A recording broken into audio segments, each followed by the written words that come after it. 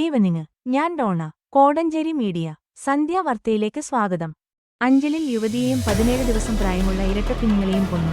19 വർഷങ്ങൾക്ക് ശേഷം മുൻ സൈനികർ പിടിയിൽ. കൊല്ലം അഞ്ചലിൽ യുവതിയെയും 17 ദിവസം പ്രായമുള്ള ഇരട്ടക്കുട്ടികളെയും കൊലപ്പെടുത്തിയ കേസിൽ 19 വർഷത്തിനു ശേഷം പ്രതികൾ പിടിയിൽ. അഞ്ചൽ അലയമൺ സ്വദേശി ദിവിൽ കുമാർ 42, കണ്ണൂർ ശ്രീകണ്ഠേശ്വരം കൈതപുരം പുതുശ്ശേരി വീട്ടിൽ രാജേഷ് 47 എന്നിവരാണ് പിടിയിലായത്. സൈനികരായിരുന്ന രണ്ടുപേരും കൃത്യത്തിനു ശേഷം ഒളിവിലായിരുന്നു. 2006 ഫെബ്രുവരിയിലായിരുന്നു അഞ്ചൽ അലയമൺ രജനി വിലാസത്തിൽ രഞ്ജിനിയും ഇരട്ടക്കുഞ്ഞുങ്ങളും കൊല്ലപ്പെട്ടത്. കഴുത്തറുത്താണ് കൃത്യം നടത്തിയത്. പോണ്ടിച്ചേരിയിൽ മറ്റൊരു വിലാസത്തിൽ താമസിച്ച് വരവെയാണു പ്രതികളെ CBI ചെന്നൈ യൂണിറ്റ് അറസ്റ്റ് ചെയ്തത്. രണ്ടുപേരും അവിടെ സ്കൂൾ അധ്യാപകരെ വിവാഹം കഴിച്ചിരുന്നു. രഞ്ജിനിയും അയൽവാസിയായ ദിവിൽ കുമാറുമായി അടുപ്പത്തിലായിരുന്നു. അവിവാഹിതയായ രഞ്ജിനി ഗർഭിണിയായതിനെ തുടർന്ന് വനിതാ കമ്മീഷനിൽ പരാതി നൽകിയിരുന്നു. കമ്മീഷൻ ദിവിൽ കുമാറിനോട് DNA ടെസ്റ്റിന് ഹാജരാകാൻ നിർദ്ദേശിച്ചിരുന്നു. ഇതിന് പിന്നാലെയായിരുന്നു കൊലപാതകം. ആദ്യം ക്രൈംബ്രാഞ്ചും പിന്നീട് CBIയും കേസ് ഏറ്റെടുത്തു. തൊട്ടുപിന്നാലെ ഇരുവരും ഒളിവിൽ പോയി. പത്താംകോട്ട് യൂണിറ്റിലാണ് ഇരുവരും സൈനികരായി സേവനമനുഷ്ഠിച്ചിരുന്നത്. പ്രതികൾ പോണ്ടിച്ചേരിയിലുണ്ടെന്ന വിവരത്തെ തുടർന്ന് നടത്തിയ അന്വേഷണത്തിലാണ് പ്രതികളെ CBI പിടികൂടിയത്. രഞ്ജിനിയെ ഗർഭിണിയാക്കി ദിവിൽ കുമാർ മുങ്ങി. എല്ലാ ചെലവും നോക്കി രാജേഷ് വിശ്വസ്തനായി. കുട്ടികളുടെ ചിത്രം കണ്ട് ഉമ്മൻചാണ്ടി ഞെട്ടി. കൊല്ലം അഞ്ചലിൽ യുവതിയെയും 17 ദിവസം പ്രായമുള്ള ഇരട്ടക്കുട്ടികളെയും മുൻ സൈനികർ കൊലപ്പെടുത്തിയ കേസിൽ 18 വർഷം മുൻപുള്ള സംഭവം ഓർത്തെടുത്ത് അയൽവാസിയും കോൺഗ്രസ് നേതാവുമായ ജ്യോതികുമാർ ചാമക്കാല. കൊല്ലപ്പെട്ട രഞ്ജിനിയും അയൽക്കാരനായ ദിവിൽ കുമാറും പ്രണയത്തിലായിരുന്നു.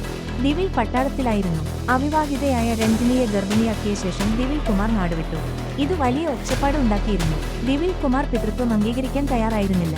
പിന്നീട് രഞ്ജിനിയെ പ്രസവത്തിനായി ആശുപത്രിയിൽ പ്രവേശിപ്പിച്ച സമയത്ത് ദിവിലിന്റെ സുഹൃത്തായ രാജേഷ് അവിടെ അവരെ സഹായിക്കാനെത്തി.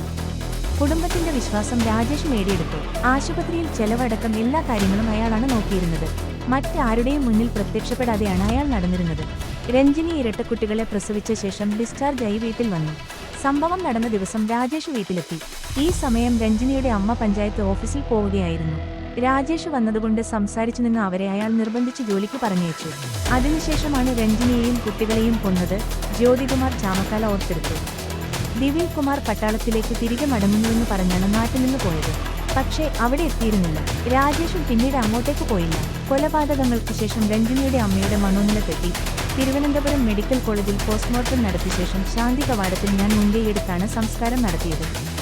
ഞാനും എന്റെ കുറച്ച് സുഹൃത്തുക്കളും മാത്രമാണ് അവിടെ ഉണ്ടായിരുന്നത്. പ്രതികൾ പട്ടാളക്കാരായതുകൊണ്ട് തന്നെ നമുക്ക് പല പരിമിതികളും ഉണ്ടായിരുന്നു. അന്ന് ഞാൻ യൂത്ത് കോൺഗ്രസിന്റെ സംസ്ഥാന ജനറൽ സെക്രട്ടറിയാണ്. അന്വേഷണം ക്രൈംബ്രാഞ്ചിന് വിടണമെന്ന് ആവശ്യപ്പെട്ട് നിവേദനവുമായി ഞാൻ മുഖ്യമന്ത്രിയായ ഉമ്മൻചാണ്ടിയെ പോയി കണ്ടു. ആ കുട്ടികളുടെ പടം കണ്ട് ഉമ്മൻചാണ്ടി ഞെട്ടി. ഈ കൊച്ചു പിള്ളേരെയാണോ കൊന്നത് എന്ന് പറഞ്ഞാണ് അദ്ദേഹം ക്രൈംബ്രാഞ്ച് അന്വേഷണത്തിന് ഉത്തരവിട്ടത്. രഞ്ജിനിയുടെ അമ്മ ആ കുഞ്ഞുങ്ങളെ വലിയ കരുതലോടെയാണ് നോക്കിയിരുന്നത്. കുളിപ്പിച്ച് ഒരുക്കി അവർക്ക് കണ്ണെഴുതി നൽകി പൊട്ടുകുത്തിച്ച് അഞ്ചലിലേക്ക് പോകാൻ നിന്നപ്പോഴാണ് രാജേഷ് ആ വീട്ടിലേക്ക് വന്നത്. വേറെ വരുമാന മാർഗമൊന്നും ഇല്ലാത്തതിനാൽ രഞ്ജിനിക്ക് ഒരു തയ്യൽ മെഷീൻ വാങ്ങിക്കൊടുത്തിരുന്നു. അതിൽ ജോലി ചെയ്താണ് രഞ്ജിനി വീട്ടിനുള്ളിൽ ഇരുന്നത്. ഈ രാജേഷ് ആരാണെന്നോ അയാളുടെ മേൽവിലാസമോ ഒന്നും ഇവർക്കറിയില്ലായിരുന്നു. എന്റെ വീട്ടിനടുത്തായിരുന്നു ഈ സംഭവമുണ്ടായത്. ഈ കുട്ടികളുടെ അച്ഛനായ കൊലപാതകം ആസൂത്രണം ചെയ്ത ദിവിൽ കുമാർ എനിക്കറിയാവുന്ന ആളായിരുന്നു. അതിന്റെ പേരിൽ നാട്ടിലൊക്കെ ഒരുപാട് നഷ്ടം എനിക്കുണ്ടായിട്ടുണ്ട്. രഞ്ജിനിയുടെ അമ്മ അവസാനം എന്നെ വിളിച്ചപ്പോൾ പറഞ്ഞത് വെഞ്ഞാറമൂട്ടിലേക്ക് താമസം മാറിയെന്നായിരുന്നു. ഈ അടുത്തകാലം വരെയും ഉമ്മൻചാണ്ടിക്ക് അവർ കൊടുത്ത നിവേദനം എന്റെ കയ്യിലുണ്ടായിരുന്നു. വീട് മാറിയപ്പോഴാണ് അത് നഷ്ടപ്പെട്ടത്. ജ്യോതികുമാർ ചാമക്കാല പറഞ്ഞു. 2006 ഫെബ്രുവരിയിലായിരുന്നു നാടിനെ ഞെട്ടിച്ച അഞ്ചൽ കൊലപാതകം നടന്നത്. അഞ്ചൽ അലയമൺ രജനി വിലാസത്തിൽ രഞ്ജിനിയും അയൽവാസിയായ ദിവിൽ കുമാറുമായി അടുപ്പത്തിലായിരുന്നു. അവിവാഹിതയായ രഞ്ജിനി ഗർഭിണിയായതിനെ തുടർന്ന് വനിതാ കമ്മീഷനിൽ പരാതി നൽകിയിരുന്നു. കമ്മീഷൻ ദിവിൽ കുമാറിനോട് DNA ടെസ്റ്റിന് ഹാജരാകാൻ നിർദ്ദേശിച്ചിരുന്നു. ഇതിന് പിന്നാലെയായിരുന്നു കൊലപാതകം. ആദ്യം ക്രൈംബ്രാഞ്ചും പിന്നീട് CBIയും കേസ് ഏറ്റെടുത്തിരുന്നു. തൊട്ടുപിന്നാലെ ഇരുവരും ഒളിവിൽ പോയി. പത്താംകോട്ട് യൂണിറ്റിലാണ് ഇരുവരും സൈനികരായി സേവനമനുഷ്ഠിച്ചിരുന്നത്. പ്രതികൾ പോണ്ടിച്ചേരിയിലുണ്ടെന്ന വിവരത്തെ തുടർന്ന് നടത്തിയ അന്വേഷണത്തിലാണ് പ്രതികളെ CBI പിടികൂടിയത്. ക്ഷേമ പെൻഷന് തട്ടിപ്പ്, 31 ഉദ്യോഗസ്ഥർക്ക് സസ്പെൻഷൻ, തുക പലിശ സഹിതം തിരിച്ചുപിടിക്കും. തിരുവനന്തപുരം അനധികൃതമായി സാമൂഹ്യക്ഷേമ പെൻഷന് കൈപ്പറ്റിയ കൂടുതൽ സർക്കാർ ഉദ്യോഗസ്ഥർക്കെതിരെ നടപടി. പൊതുമരാമത്ത് വകുപ്പിലെ 31 ഉദ്യോഗസ്ഥരെ സസ്പെൻഡ് ചെയ്തു. ഇവര് കൈപ്പറ്റിയ തുക 18% പലിശ സഹിതം തിരിച്ചുപിടിക്കും. വകുപ്പിലെ 47 പേരാണ് അനധികൃതമായി പെൻഷന് വാങ്ങിയത്. ഇതില് 15 പേര് വിവിധ വകുപ്പുകളില് ഡെപ്യൂട്ടേഷനിൽ ജോലി ചെയ്യുകയാണ്. ഒരാൾ ജോലിയിൽ നിന്ന് വിരമിച്ചു. വകുപ്പുതല നടപടി സ്വീകരിച്ചു വരുന്നതിനാൽ ഉദ്യോഗസ്ഥരുടെ പേരുവിവരങ്ങൾ പുറത്തുവിടാൻ കഴിയില്ലെന്നാണ് ധനവകുപ്പ് വ്യക്തമാക്കുന്നത്. 1500-ലധികം പേര് ക്ഷേമപെൻഷന് അനധികൃതമായി കൈപ്പറ്റിയിട്ടുണ്ടെന്നു ധനവകുപ്പിന്റെ പരിശോധനയിൽ കണ്ടെത്തിയിരുന്നു. പെരിയ കൊലക്കേസ് 8 പ്രതികൾ വിയ്യൂർ ജയിലിൽ, കണ്ണൂർ സെൻട്രൽ ജയിലിലേക്ക് മാറ്റും. കോട്ടയം, കാസർകോട് പെരിയയിൽ യൂത്ത് കോൺഗ്രസ് പ്രവർത്തകരായ കല്യാട്ടെ കൃപേഷ്, 19, ശരത്ലാൽ എന്നിവരെ കൊലപ്പെടുത്തിയ 8 പ്രതികൾ വിയ്യൂർ അതീവ സുരക്ഷാ ജയിലിൽ. ഇവരെ ഇന്നോ നാളെയോ കണ്ണൂർ സെൻട്രൽ ജയിലിലേക്ക് മാറ്റുമെന്ന് ജയിൽ അധികൃതർ പറഞ്ഞു. അതീവ സുരക്ഷാ ജയിലിൽ നിന്ന് കണ്ണൂരിലേക്ക് മാറ്റാൻ രാഷ്ട്രീയ സമ്മർദ്ദമുണ്ടായിരുന്നു. 1 മുതൽ 8 വരെ പ്രതികളായ A Peethambaran, Saji C George, K M Suresh, K Anilkumar, G Gijin, R Sreerag, A Ashwin, Subeesh എന്നിവരും 10-ാം പ്രതി പി രഞ്ജിത്തും വിയ്യൂരിലെ അതീവ സുരക്ഷാ ജയിലാണ് കേസിന്റെ തുടക്കം മുതൽ കഴിഞ്ഞിരുന്നത്. 15-ാം പ്രതി എ സുരേന്ദ്രനെ എറണാകുളം ജില്ലാ ജയിലിലേക്ക് പിന്നീട് മാറ്റി. ഇവരെല്ലാം കുറഞ്ഞത് 14 വർഷം കഠിന തടവ് അനുഭവിക്കണം. കോടതി നിർദ്ദേശപ്രകാരവും പ്രതികളുടെ അപേക്ഷ പരിഗണിച്ചുമാണ് വിവിധ ജയിലുകളിൽ പാർപ്പിക്കുന്നത്. 5 വർഷം കഠിന തടവിന് ശിക്ഷിക്കപ്പെട്ട K V Kunhiraman, K Manikandan, Raghavan Velutholi, K V Bhaskaran എന്നിവരെ എറണാകുളം ജില്ലാ ജയിലിലാണ് പാർപ്പിച്ചിരിക്കുന്നത്. ഇവർ ഇതുവരെ ജയിലിൽ കിടന്നിട്ടില്ല. എ ബ്ലോക്കിലാണ് ഇവരുള്ളത്. എ ബ്ലോക്കിലെ പ്രത്യേക സെല്ലിലാണ് സുരേന്ദ്രൻ. ഇവരെ നാളെ കണ്ണൂർ ജയിലിലേക്ക് മാറ്റാനാണ് ആലോചന. ഇതോടെ പെരിയ കേസിലെ എല്ലാ പ്രതികളും കണ്ണൂർ ജയിലിലേക്കെത്തും. എറണാകുളം ജില്ലാ ജയിലിൽ കഴിഞ്ഞിരുന്ന Reji, A Madhu, A Hariprasad, P Rajesh എന്നിവരെ കോടതി വിട്ടയച്ചു. ഇവർ ജയിൽ മോചിതരായി. 2019 ഫെബ്രുവരി 17 രാത്രിയാണ് കൊലപാതകം നടന്നത്. പെരിങ്കളിയാട്ടത്തിന്റെ സംഘാടക സമിതി യോഗത്തിനു ശേഷം ബൈക്കിൽ വീട്ടിലേക്ക് മടങ്ങിയ കൃപേഷിനെയും ശരത്ലാലിനെയും ജീപ്പിലെത്തിയ അക്രമികൾ ഇടിച്ചിട്ട ശേഷം വെട്ടിക്കൊല്ലുകയായിരുന്നു. ലോക്കൽ പോലീസും ക്രൈംബ്രാഞ്ചും അന്വേഷിച്ച കേസ് സിബിഐക്ക് വിടുകയായിരുന്നു. സിബിഐ കുറ്റപത്രം സമർപ്പിച്ചപ്പോൾ പ്രതികൾ 14 പകരം 24 സിബിഐ കോടതി ഇതിൽ 14 പേര് കുറ്റക്കാരാണെന്ന് കണ്ടെത്തി. 10 പേരെ വെറുതെ വിട്ടു. ക്രൈംബ്രാഞ്ച് അന്വേഷണത്തിൽ കുറ്റക്കാരായി കണ്ടെത്തിയ 14 പേരിൽ 10 പേർക്ക് ശിക്ഷ കിട്ടി. നിങ്ങളുടെ സ്കൂൾ അവിടെ തന്നെ ഉണ്ടാകും. വെള്ളാർമല സ്കൂളിലെ കുഞ്ഞുങ്ങൾക്ക് കരുതലായി മുഖ്യമന്ത്രി. തിരുവനന്തപുരം, സാറേ ഞങ്ങളുടെ സ്കൂള് ഞങ്ങളുടെ സ്ഥലത്ത് തന്നെ ഞങ്ങൾക്ക് വേണം. മുഖ്യമന്ത്രി പിണറായി വിജയനെ കണ്ടപ്പോൾ വയനാട് വെള്ളാർമല സ്കൂളിലെ കുട്ടികൾക്ക് പറയാനുണ്ടായിരുന്നത് അത് മാത്രമാണ്. ചിരിയോടെ മുഖ്യമന്ത്രി കുട്ടികൾ പറഞ്ഞതു കേട്ടു. നിങ്ങളുടെ സ്കൂള് നല്ല സ്കൂളല്ലേ, നിങ്ങളുടെ അവിടെ തന്നെ ഉണ്ടാകും എന്ന് പറഞ്ഞത് കുട്ടിയുടെ നെറുകയിൽ തട്ടി ആശ്വസിപ്പിച്ചാണ് മുഖ്യമന്ത്രി മടങ്ങിയത്. സ്കൂൾ കലോത്സവത്തിന്റെ ഉദ്ഘാടന വേദിയിൽ വെള്ളാർമല സ്കൂളിലെ 7 കുട്ടികൾ സംഘനൃത്തം കളിച്ചിരുന്നു. സ്കൂൾ കലോത്സവ വേദിയിൽ അതിജീവന നൃത്തം അവതരിപ്പിച്ച കുട്ടികൾക്കൊപ്പം മുഖ്യമന്ത്രിയുടെ വിദ്യാഭ്യാസ മന്ത്രിയും ഫോട്ടോ എടുക്കാൻ എത്തിയപ്പോഴാണ് കുട്ടികളിൽ ഈ ആവശ്യം ഉന്നയിച്ചത്. സംഘനൃത്തത്തിനെത്തിയ 7 കുട്ടികളും ചൂരൽമലയുടെ ചുറ്റുവട്ടത്തുള്ളവരാണ്. 2 പേർ ദുരന്തത്തിന്റെ ഇരകളും. ഇവരുടെ വീടുകൾ ദുരന്തത്തിൽ തകർന്നു. 1100 വിദ്യാർത്ഥികളാണ് വെള്ളാർമല GVHSലും മുണ്ടക്കെ LP സ്കൂളിലുമായി പഠിച്ചിരുന്നത്. വനം നിയമ ഭേദഗതി ബില്ല് നിർദ്ദേശങ്ങൾ സമർപ്പിക്കാനുള്ള തീയതി ജനുവരി 10 വരെ നീട്ടി. തിരുവനന്തപുരം കേരള വനം നിയമ ഭേദഗതി ബില്ല് സംബന്ധിച്ച് പൊതുജനങ്ങള്, സന്നദ്ധ സംഘടനകള്, നിയമജ്ഞര് തുടങ്ങിയവർക്ക് അഭിപ്രായങ്ങളും നിർദ്ദേശങ്ങളും സർക്കാരിനെ അറിയിക്കാനുള്ള തീയതി ജനുവരി 10 വരെ നീട്ടിയതായി വനം മന്ത്രി AK ശശീന്ദ്രൻ അറിയിച്ചു. 2024 ഡിസംബർ 31 വരെയായിരുന്നു നേരത്തെ നിശ്ചയിച്ചിരുന്ന സമയപരിധി.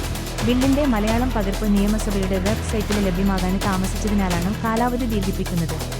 നിർദ്ദേശങ്ങൾ വനം വന്യജീവി വകുപ്പ് അഡീഷണൽ ചീഫ് സെക്രട്ടറിയുടെ താഴെ പറയുന്ന ഔദ്യോഗിക വിലാസത്തിലോ ഇമെയിൽ വിലാസത്തിലോ സമർപ്പിക്കാം. ഇപ്പോൾ നിലവിലുള്ള നിയമം മനസ്സിലാക്കിയ ശേഷം ബില്ലിലെ ഭേദഗതികൾ സംബന്ധിച്ച നിർദ്ദേശങ്ങൾ സമർപ്പിക്കണം. പ്രസിദ്ധീകരിച്ച ബില്ല് കേരള നിയമസഭയുടെ www.niyamasabha.org എന്ന വെബ്സൈറ്റിൽ ലഭ്യമാണ്. കേരള വനം നിയമ ഭേദഗതി വ്യവസ്ഥകളിൽ പലതും ഫോറസ്റ്റ് ഉദ്യോഗസ്ഥർക്ക് അമിതാധികാരം നൽകുന്നതാണെന്ന് വിമർശനമുയർന്നിട്ടുണ്ട്. നിർദ്ദേശങ്ങൾ അയക്കേണ്ട വിലാസം: അഡീഷണൽ ചീഫ് സെക്രട്ടറി, വനം വന്യജീവി വകുപ്പ്, റൂം നമ്പർ 660, 3-ാം നില, south block, governor secretariat, Thiruvananthapuram 695001. 1961 വനം നിയമമാണ് ഭേദഗതി ചെയ്യുന്നത്. 2019 ഭേദഗതി ബിൽ അവതരിപ്പിച്ചെങ്കിലും സഭ പരിഗണിച്ചിരുന്നില്ല. ഇത് കാലഹരണപ്പെട്ട സാഹചര്യത്തിലാണ് വീണ്ടും അവതരിപ്പിക്കാൻ വനം വകുപ്പ് തീരുമാനിച്ചത്. കൂടരഞ്ഞിയിൽ നാട്ടുകാർ കണ്ടെത്തിയ കാൽപ്പാടുകൾ കടുവയുടേതല്ല, പുലിയുടേത്. കൂടരഞ്ഞിയിൽ നാട്ടുകാർ കണ്ടെത്തിയ കാൽപ്പാടുകൾ കടുവയുടേതല്ല, പുലിയുടേതെന്നു ഫോറസ്റ്റ് അധികൃതർ. കാൽപ്പാടുകൾ കണ്ടിട്ട് പുലിയുടേതെന്നാണ് മനസ്സിലാകുന്നതെന്നു RRTയുടെ റേഞ്ച് ഫോറസ്റ്റ് ഓഫീസർ ഷജീവ് പറഞ്ഞു. ഇന്നലെ 5 മണിയോടെയായിരുന്നു കൂടരഞ്ഞി 10-ാം വാർഡ് പൂരിയോട് ഭാഗത്ത് വെച്ച് പുലിയുടെ ആക്രമണമുണ്ടായത്. വീടിനു അടുത്ത പറമ്പിലേക്ക് ആടിന് തീറ്റാൻ പോയപ്പോൾ ആടിനെ പിടിക്കാൻ പുലി വന്നപ്പോൾ ആടുകൾ ചിതറി ഓടിയെന്നും പിന്നെ ആടിനെ തീറ്റാൻ പോയ വീട്ടമ്മയ്ക്കും പുലിയെ കണ്ടു പേടിച്ചു ഓടിയപ്പോൾ പരിക്കേറ്റു. പൈക്കാട് ഗ്ലേസി എന്ന വീട്ടമ്മയ്ക്കാണ് പരിക്ക്. വീട്ടമ്മയെ സ്വകാര്യ ആശുപത്രിയിൽ പ്രവേശിപ്പിച്ചു. ആളുകൾ ഇത് കടുവയാണ് എന്നാണ് കരുതിയിരുന്നത്. 2 ആഴ്ച മുൻപും ആടിനെയും പട്ടിയെയും കടിച്ചു കൊന്നിരുന്നു. എന്നാൽ കാൽപ്പാടുകൾ കണ്ടിട്ടുകയാണെന്നായിരുന്നു സ്ഥിരീകരണം. തുടർന്ന് വിവിധ സ്ഥലങ്ങളിൽ ഫോറസ്റ്റ് അന്ന് CCTV വെച്ചിരുന്നതിൽ നിന്നും ഒന്നും കണ്ടെത്താനായില്ലെന്ന് ഫോറസ്റ്റ് ഉദ്യോഗസ്ഥർ പറഞ്ഞു. പരിക്കേറ്റ ഗ്രേസിയുടെ വീട്ടിൽ MLA ലിൻഡോ ജോസഫ് സന്ദർശിച്ച ആളുകളുടെ ആശങ്ക ഉടൻ മാറ്റുന്നതിനുള്ള നടപടിയുടെ ഭാഗമായി ഇന്ന് കൂട് സ്ഥാപിക്കുമെന്ന് MLA പറഞ്ഞു. കാളിയമ്പുഴയിൽ KSRTC ബസ് അപകടത്തിൽ മരിച്ചവരുടെ കുടുംബങ്ങൾക്ക് ധനസഹായം വിതരണം ചെയ്തു.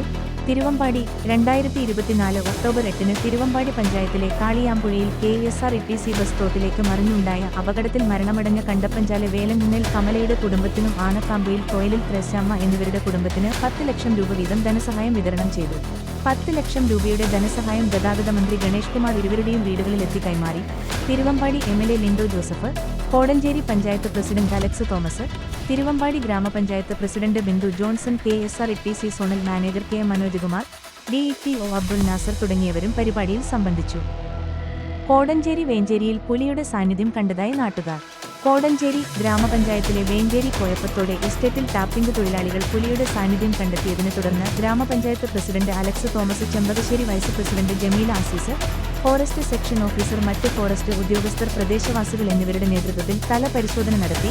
ജനങ്ങളുടെ ആശങ്ക പരിഹരിക്കാൻ അടിയന്തരമായി വനംവകുപ്പ് ക്യാമ്പുകൾ സ്ഥാപിക്കണമെന്ന് ഗ്രാമപഞ്ചായത്ത് പ്രസിഡന്റ് ആവശ്യപ്പെട്ടു.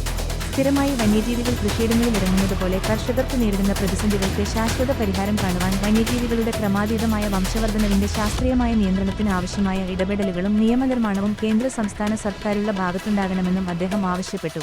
പ്രദേശവാസികളായ തങ്കച്ചൻ പൊട്ടുംപുഴ, ജബ്ബാർ വേഞ്ചേരി, കരീം എന്നിവർ പ്രദേശവാസികളുടെ ആശങ്ക രേഖപ്പെടുത്തി. ക്യാൻസർ ബോധവത്കരണ സെമിനാര് കോടഞ്ചേരി. താമരശ്ശേരി രൂപതയുടെ സാമൂഹ്യ സേവന വിഭാഗമായ CODയുടെ ആശാകിരണം പദ്ധതിയുടെ ഭാഗമായി ഗ്രാമവികസന സമിതികളുടെ നേതൃത്വത്തിലെ വനിതകൾക്കായി സൗജന്യ ക്യാൻസർ ബോധവത്കരണ സെമിനാർ ജനുവരി 9 മുതൽ 16 വരെ വിവിധ കേന്ദ്രങ്ങളിൽ സംഘടിപ്പിക്കും. ക്യാൻസറിന്റെ കാരണങ്ങൾ, പ്രതിരോധ പ്രവർത്തനങ്ങൾ എന്നിവയെപ്പറ്റി വിദഗ്ധരെ ക്ലാസുകളെടുക്കും. ബോധവൽക്കരണ സെമിനാർ തീയതിയും വേദിയും: ജനുവരി 9 വ്യാഴം രാവിലെ 10 മുതൽ 12 വരെ വെറ്റിലപ്പാറ പാരിഷ് ഹാള്, ഉച്ചയ്ക്ക് 2:30 മുതൽ 4:30 വരെ പനംപ്ലാവ് പാരിഷ് ഹാള്.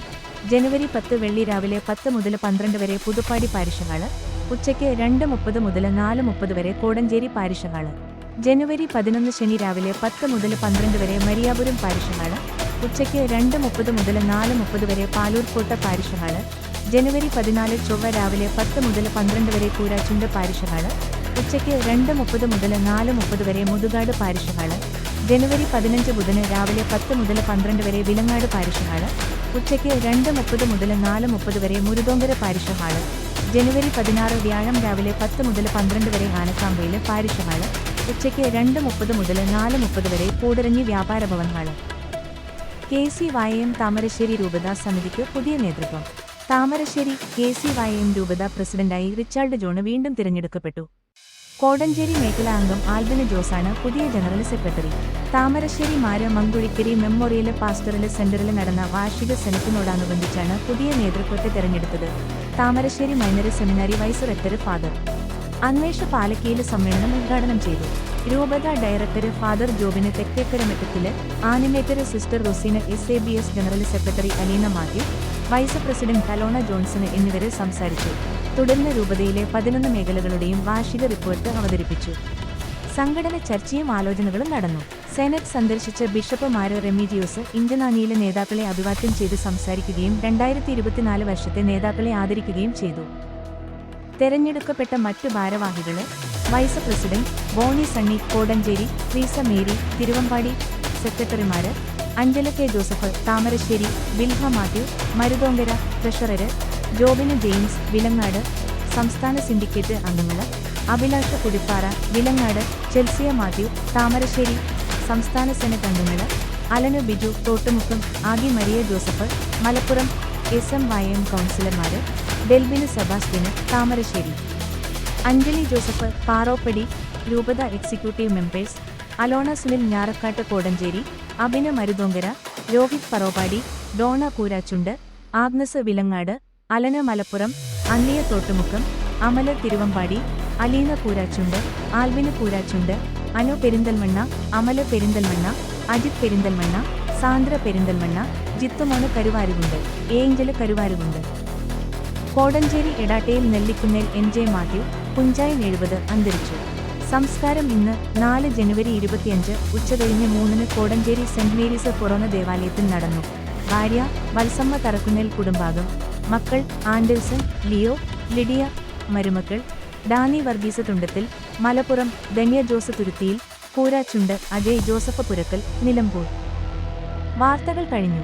നമസ്കാരം. വാർത്തകളും പരസ്യങ്ങളും അറിയിക്കുവാൻ വേണ്ടി കോടഞ്ചേരി മീഡിയ അഡ്മിന്മാരെ ബന്ധപ്പെടാവുന്നതാണ്.